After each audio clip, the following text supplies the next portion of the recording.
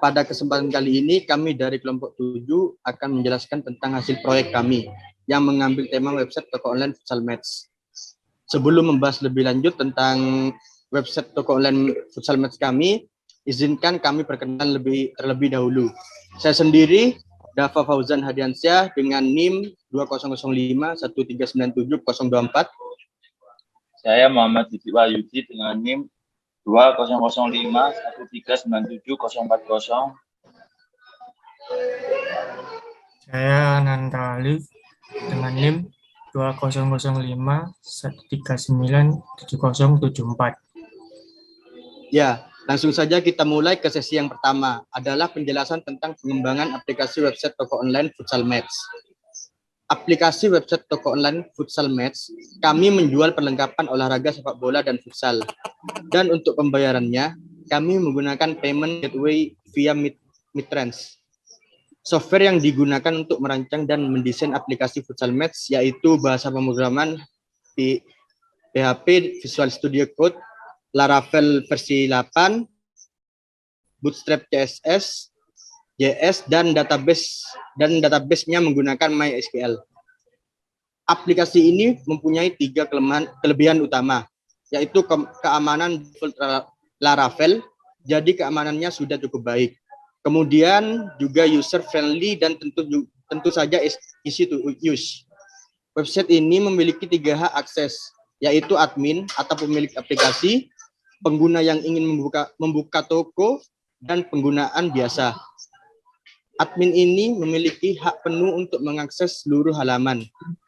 Nah, kalau pengguna yang ingin membuka toko hanya mengelola di bagian back end dan tidak bisa mengakses halaman adminnya. Ya, untuk selanjutnya, untuk penjelasan fitur aplikasi futsal match akan dilanjutkan teman saya yang bernama Ananta Alif. Selanjutnya, saya akan menjelaskan fitur aplikasi futsal match. Tampilan utama store homepage menampilkan website yang berisikan tentang kami. Lalu scroll ke bawah, ada kategori produk dan produk terbaru. Dan pada bagian navbar, homepage menampilkan halaman beranda, produk kami, tentang kami, user dashboard, dan keranjang. Selanjutnya, ada detail produk. Jika calon pelanggan sudah menemukan produk yang mereka cari, selanjutnya mereka ingin mengetahui informasi detail atau spesifikasi produk. Baru di situ calon pelanggan memutuskan jadi membeli atau tidak. Nah, halaman detail produk ini berfungsi untuk memberi gambaran secara rinci tampilan, fitur, dan manfaat produk yang akan dirasakan konsumen. Setelah melihat detail produk calon pelanggan, bisa langsung melakukan add to cart pada barang yang mau dibeli. Kemudian di bagian navbar ada produk kami. Pada halaman ini, calon pembeli bisa melihat semua kategori dan produk yang ada pada website futsal match. Lalu halaman tentang kami atau dalam bahasa Inggris bisa dengan About Us merupakan halaman pada website kami yang menjelaskan tentang latar belakang futsal match. Kemudian pada Your Team yang menampilkan anggota kelompok kami, dan yang terakhir ada Decide About Us atau tanggapan mengenai website futsal match yang kami buat. Selanjutnya, untuk pengkodean program dan demo aplikasi futsal match akan dilanjutkan teman saya Didi Wahyudi.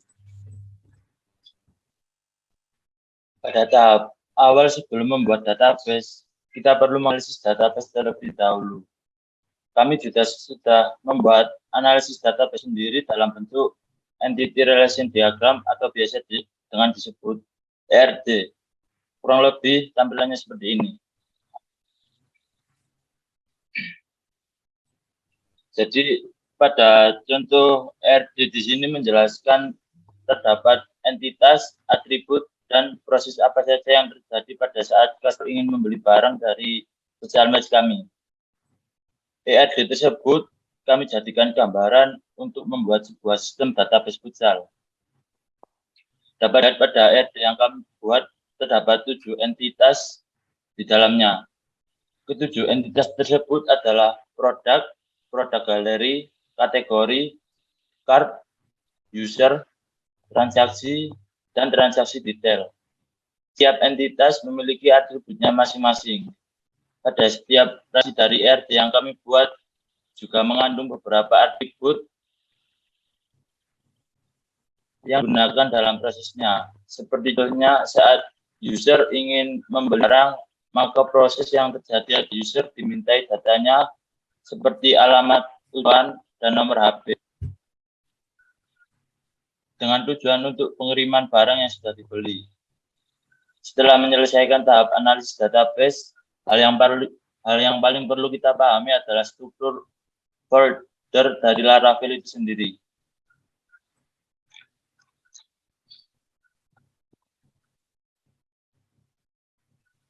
Hal ini supaya kita tahu bagian-bagian folder dan file mana yang perlu penekanan selama pengembangan. Saya akan menjelaskan secara keseluruhan front-end dan back-end website Fullsharmets. Yang pertama, folder app. Berikut adalah struktur folder app. Pada folder app terdapat 3 bagian besar yang perlu diperhatikan, yaitu folder HTTP controller, middleware, dan folder admin. Untuk setiap kontrol yang akan dibutuhkan pada aplikasi akan diletakkan pada folder HTTP controller, dan untuk model akan diletakkan pada folder app secara langsung. Pada folder HTTP controller dapat berbagai file control yang juga sudah kami buat. Kontrol sebagai berikut file-filenya. Dan selanjutnya ada folder resource. Berikut adalah struktur folder resource. Pada folder resource, hal yang perlu diperhatikan adalah folder resource, lalu menuju ke folder view. Karena kita akan menyimpan semua view kita pada folder ini. Seperti folder yang pertama, folder includes, yang berisikan footer, navbar, lalu bagian script dan style untuk mendesain aplikasi website tersebut. Dan selanjutnya ada layout. Layout ini menampilkan halaman admin dan dashboard admin. Di sini ada folder page yang berisikan dashboard user, detail, produk, lalu ada bagian beranda atau homepage, dan dashboard user. Lalu setelah menjelaskan resource view, kami akan melanjutkan ke folder routes. Berikut adalah struktur folder router. Pada folder router, hal yang perlu diperhatikan adalah file web.php. Nantinya semua daftar router yang ada pada aplikasi akan kita tempatkan di file web.php. Isi tampilannya seperti berikut. Dan selanjutnya ada folder database. Folder database berikut adalah struktur folder dari folder database. Pada folder database, hal yang diperhatikan adalah folder migration. Kami juga menggunakan pack Indo-region untuk menyimpan data wilayah Indonesia mulai dari provinsi, kabupaten atau kota, kecamatan atau distrik, sampai desa atau kelurahan. Package akan menambahkan migration header atau untuk import data ke database. Dan model pada proyek kami. Dan yang terakhir ada folder public. Berikut struktur folder public. Bisa kita perhatikan file-file yang ada pada folder public dapat file yang kita perlukan untuk styling aplikasi kita. Jika nanti kita menggunakan aset seperti CSS, JS, dan image dari pengembang lain, maka semua aset tersebut akan ditempatkan di folder publik. Setelah menjelaskan pengkodean program, saya akan mendemokan aplikasi website Futsal Match yang kami buat.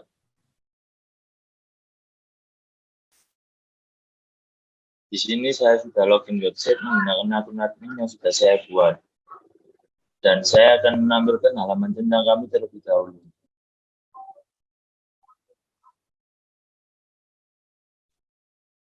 Pada awal halaman tentang kami menampilkan banner yang menjelaskan tujuan dari aplikasi kami. Lalu scroll ke bawah ada section siapa kami yang berisikan latar belakang dengan tujuan untuk menarik perhatian customer. Dan setelah itu ada section our team atau anggota dari kelompok 7. Ada saya sendiri, Muhammad Didi Wahyudi, Ananta, dan Dafa Fauzan. Dan yang terakhir ada They Said About Us, di mana foto-foto ini menjelaskan atau menanggapi website aplikasi Futsal Match yang kami buat.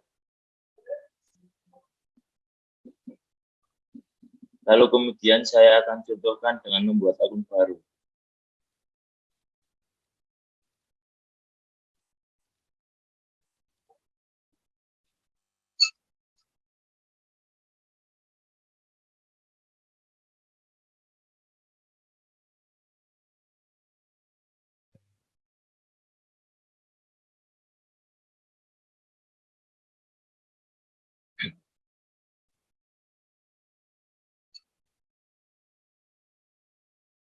Pertama, masuk dulu pada bagian daftar.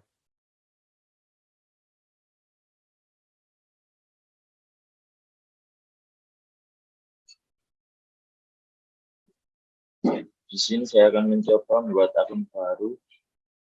Isi nama lengkap.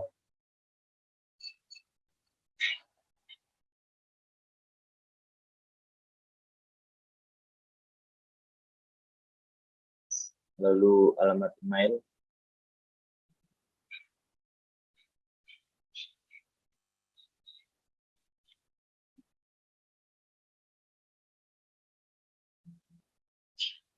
Dan untuk password, wajibkan menggunakan minimal 8 karakter atau lebih.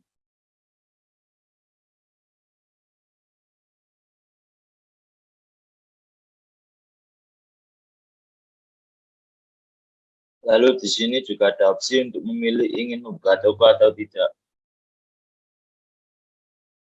Saya akan mencoba opsi membuka toko, lalu mengisi nama toko yang ingin buat.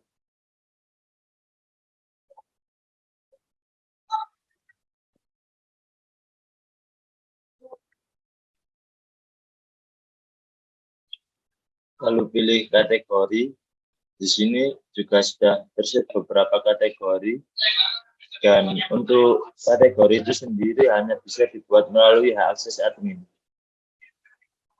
Saya akan contohkan pilih kategori baju.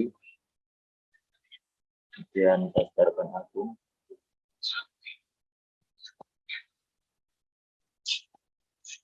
Dan jika sudah mendaftarkan akun, maka akan muncul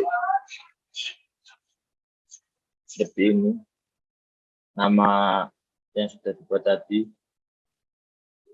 Dan jika ingin menjual barang, langsung ke menu dashboard.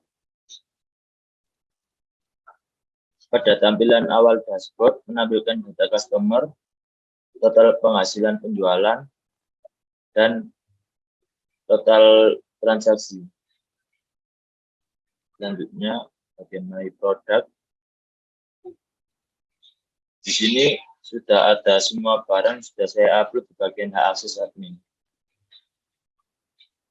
Tentu saja kita akan menambahkan atau menjual barang dengan memilih tombol Add New Product.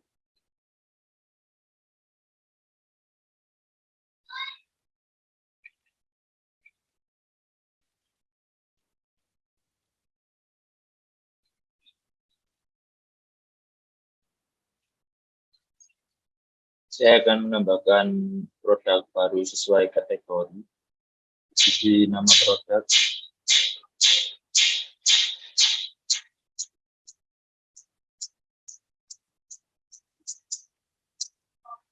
harga produk, kemudian kategori yang sudah dipilih pada saat membuat akun tadi, kategori baju, dan mengisi deskripsi produk yang akan dijual, misal seperti baju sepak bola.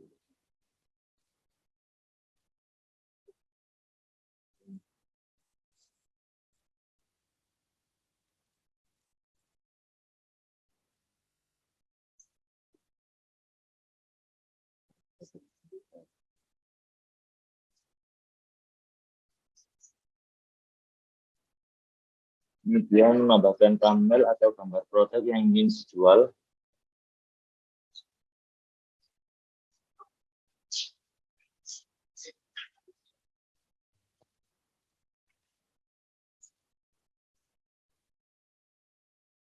Dan pilih save now.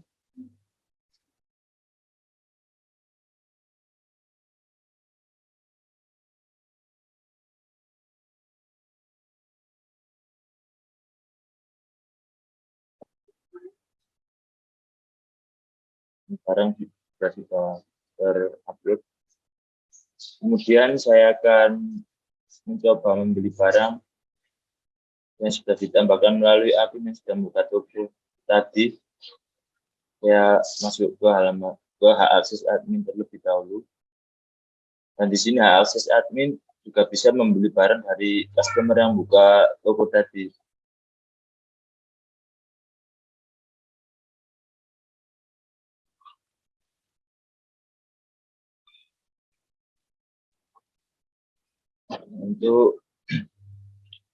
Dan di sini sudah terupload barang yang sudah dibuat tadi. Saya akan coba membelinya. Dan di sini juga terlihat detail produk seperti thumbnail atau foto produk, lalu ada nama penjual dari barang tersebut, baik toko Adidas yang dibuat tadi, harga barang, dan deskripsi barang. Langsung saja masukkan ke keranjang.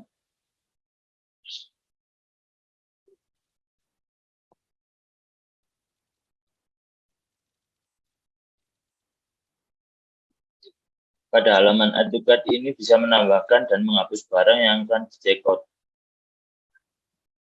Saya akan contohkan menambahkan barang ke keranjang lagi.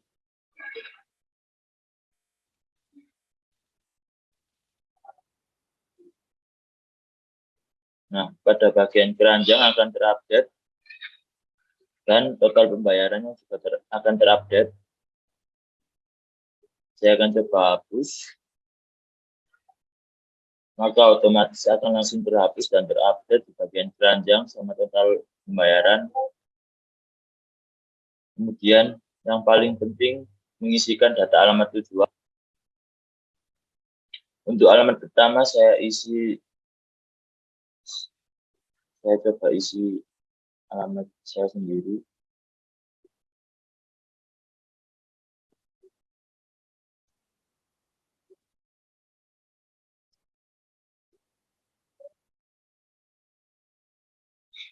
Lalu alamat yang kedua diisi detail alamat atau patokan, misal seperti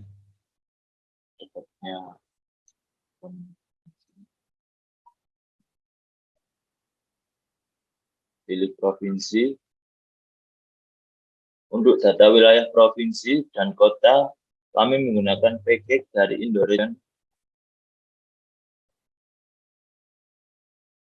Provinsi Jawa Timur, pilih kota tujuan,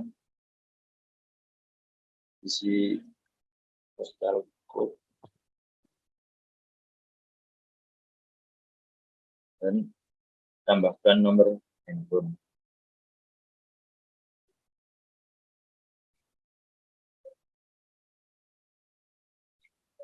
Setelah data alamat tujuan terisi dengan lengkap, bukan pembayaran.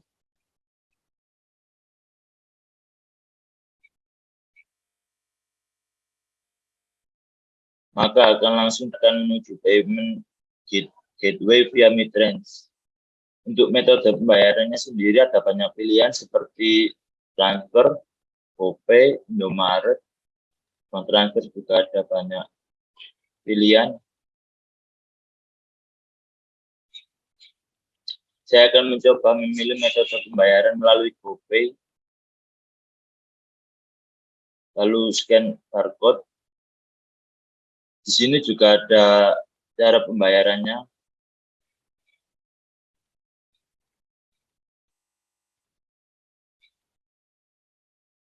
Dan ada detail pembeli seperti nama, order ID, hashtag, store, order ID dari website kami, dan jika sudah membayar via GoPay, lalu klik tombol berikut. Di sini menampilkan halaman sukses via Mitrans tersebut. Dan selanjutnya klik pada tombol berikut. Dan jika pembayaran sukses, maka akan mengarahkan ke halaman sukses website kami.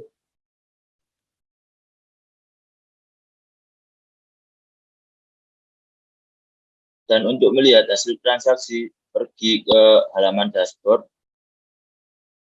lalu pilih transaksi,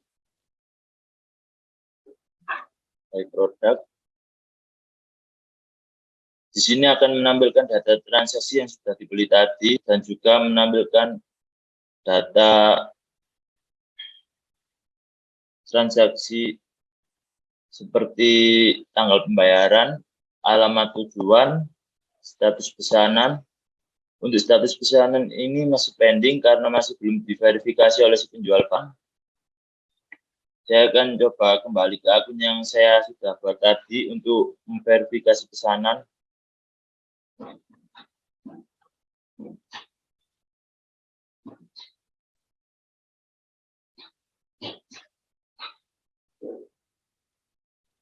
Ini penjual sudah terdata, menjual produk.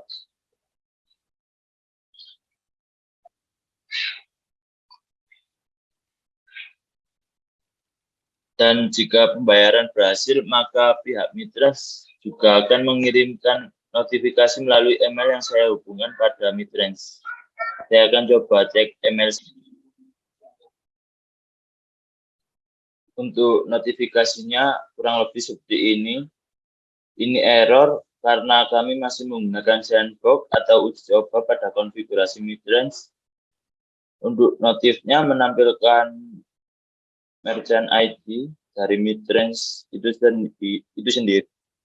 Lalu ada order ID dari website kami, terlihat tadi pada waktu pembayaran. Lalu ada notifikasi data seperti waktu transaksi, status ID, waktu transaksi, status transaksi, ID transaksi, lalu pesan dari Mitrans, status kode, dan di sini juga ada tipe pembayaran, lalu ID order dari website kami, dan ada merchant ID dari Mitrans, lalu ada total pembayaran, dan untuk statusnya juga sudah diterima dengan mata uang nominal IDR. Kembali ke akun yang saya sudah buat tadi dan memverifikasi status pesanan dari pending menjadi shipping, yang artinya masih dalam proses pengiriman.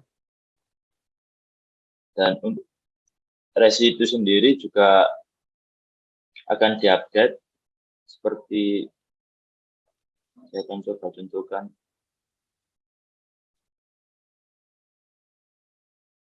Lalu update resi. kemudian pilih save.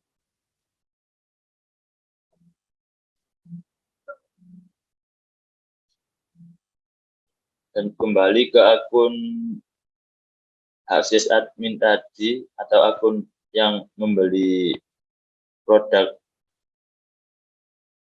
di akun yang saya sudah buat tadi. Lalu masuk ke bagian transaksi, ya reload.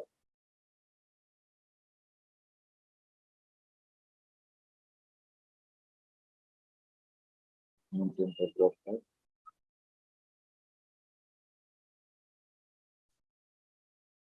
Nah, untuk status pay akan langsung terupdate di bagian pembeli tadi. Dan jika barang sudah sampai, pembeli barang bisa mengubah status transaksi menjadi sukses seperti ini.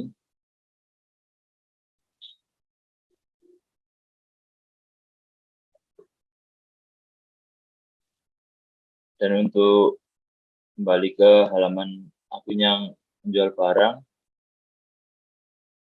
pada tampilan dashboard,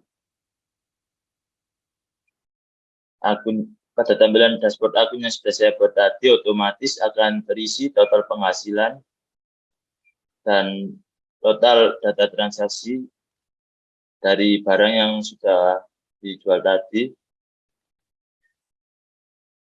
Lalu kemudian di bagian store setting, pemilik toko bisa mengatur nama toko, mengganti kategori jika diinginkan, lalu ada opsi buka atau sementara tutup, dan yang terakhir ada My Account. Bagian ini juga bisa mengatur ulang data seperti nama, alamat email, alamat tujuan, dan nomor HP. Untuk akses admin itu sendiri melalui URL dengan cara menambahkan /admin. Saya akan coba masuk, kembali ke toko.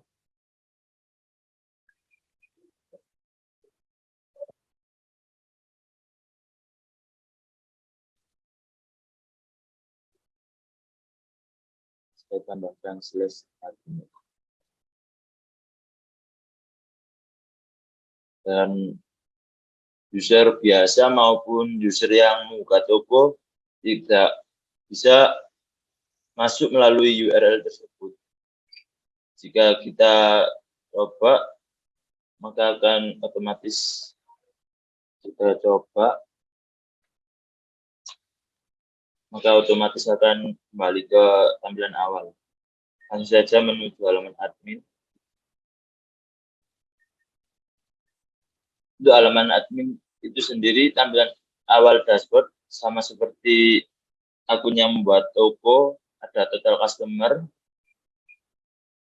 lalu ada total penghasilan yang dari user yang membuat toko juga akan terupdate pada halaman admin, dan ada data total transaksi. Selanjutnya ada produk. Di bagian produk ini menampilkan semua data barang yang sudah saya upload. Akses admin bisa menambahkan, mengedit, dan menghapus barang.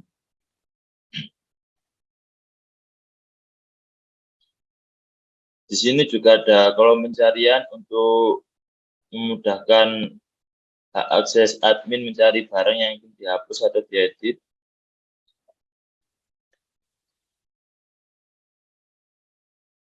Seperti ini saya contohkan,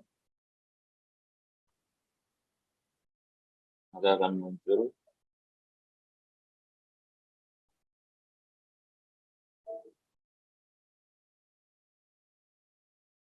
Untuk produk, tambah produk juga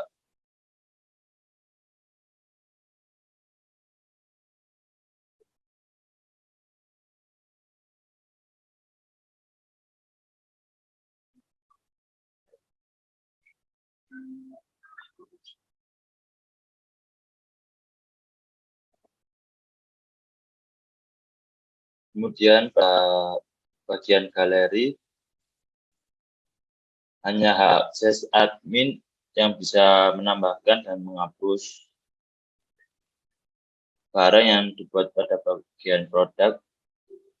Dan di sini juga ada kolom pencarian. Di sini tidak bisa mengedit, cuman bisa menambahkan galeri baru atau menghapus galeri barang itu sendiri. Setelah dari produk, ada kategori. Di bagian sini juga bisa menambahkan nama kategori, lalu di foto kategori.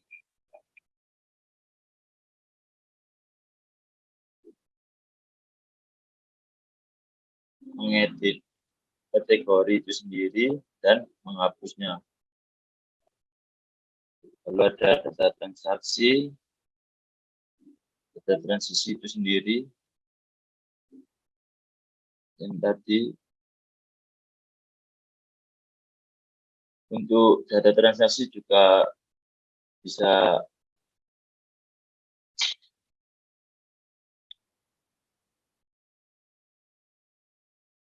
untuk data transaksi itu sendiri juga bisa tampil di halaman admin.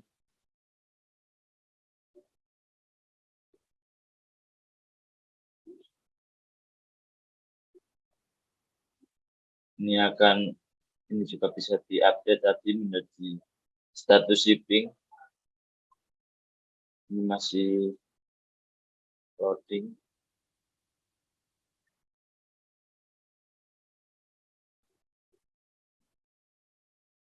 Dan yang terakhir ada user.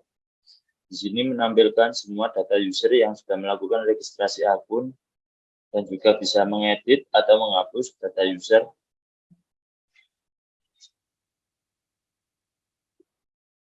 Bisa mengedit, lalu mengganti hak akses.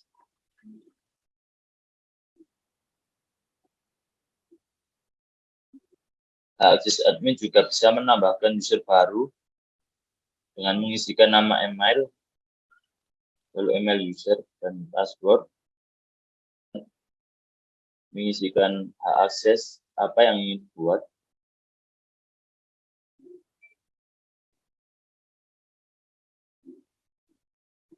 Sekian penjelasan dari kelompok 7, kurang lebihnya mohon maaf jika ada salah kata. Kami ucapkan terima kasih.